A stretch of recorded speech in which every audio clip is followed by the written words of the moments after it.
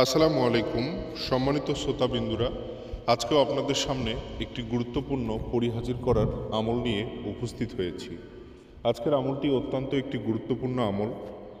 অনেকেই আমল করেন কিন্তু সফল হন না। আমার আমলগুলো অনেকেই করে সফল হন, আমাকে অনেক সময় ফোন করে জানান কিংবা সরাসরি এসে জানান, যা আসলে নিজের কাছে একটু আত্মতৃপ্তি মনে হয় যে না, আসলে মানুষের জন্য কিছু করতে পারছি।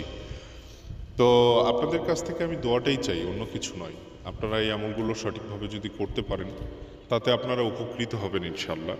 আজকের আমলটি পরীক্ষা করেই আপনাদের সামনে তুলে ধরার চেষ্টা করেছি। দেশ এবং দেশের বাহিরে 9 জন ব্যক্তি দ্বারা এটি পরীক্ষা করেছি, 6 জনই সফল হয়েছে। তো সবাই আমলে সফল হবে বিষয়টা কিন্তু এরকমও নয়।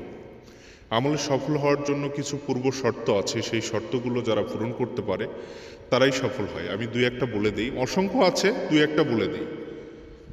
আমলে সফল হওয়ার জন্য অবশ্যই তাকে বিশ্বাস রেখে, সেই আমলের প্রতি বিশ্বাস রেখে আমল করতে হয়, এক।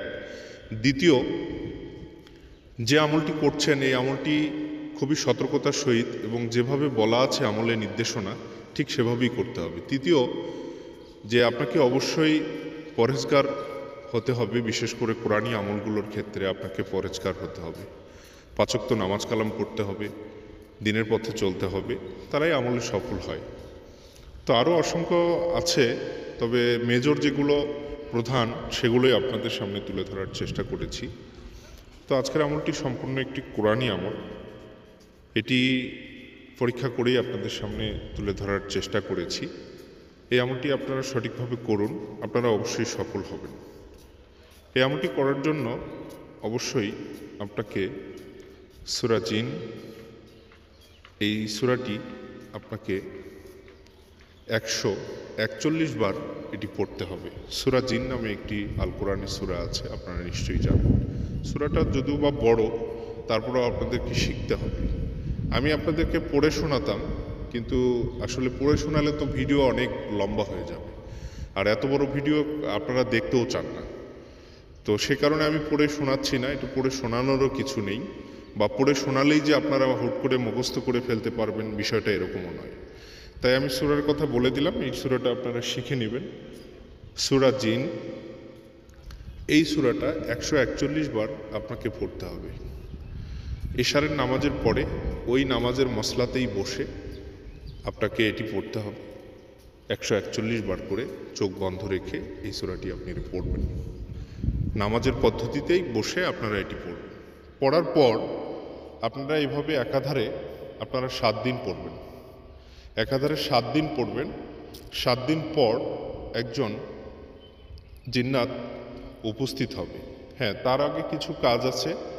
আপনি নামাজ শেষ করার পর আপনাকে দুরূদ শরীফ, দরুদে ইব্রাহিম এটা পড়ে নেবেন। অবশ্যই এটি অনেকবার করে পড়ে নেবেন, একবার দুইবার নয়। মিনিমাম আপনাকে 100 বারের উপরে পড়তে হবে দরুদ শরীফ। দরুদ শরীফ 100 উপরে পড়বেন, 101 বারের উপরে পড়বেন। পড়ার পরে আপনারা এটা সূরা জিন, এটি 141 বার আপনারা এটা পড়ে নেবেন। এটা 7 দিন করার পর 7ম দিনেই সে উপস্থিত হতে পারবে।